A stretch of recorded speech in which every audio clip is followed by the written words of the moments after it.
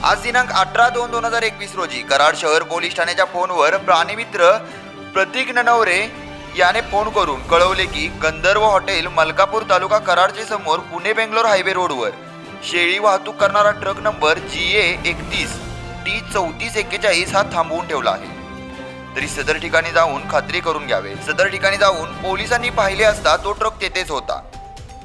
सदर ट्रक ड्रायव्हरला नाव विचारले असता अब्दुल रहीम मोहम्मद हुसेन शेख असे त्याने सांगितले।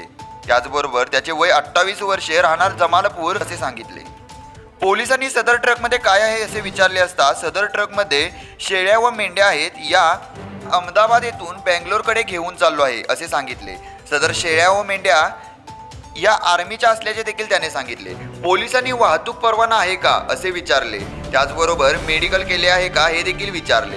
मात्र परवान्यामध्ये मिळालेल्या माहितीप्रमाणे यामध्ये 172 शेळ्या आणि मेंढ्या असायला पाहिजे होत्या, मात्र यामध्ये दाटीवाटीने 239 मेंढ्या होत्या, तर यामध्ये दाटीवाटीने क्रूरतेने मेंढ्या आणि शेळ्या भरल्यामुळे एक मेंढी मयत पावली होती। सदर प्रकार कराड शहर पोलीस ठाण्यात नोंद झाला असून अधिक तपास कराड शहर पोलीस करत आहेत।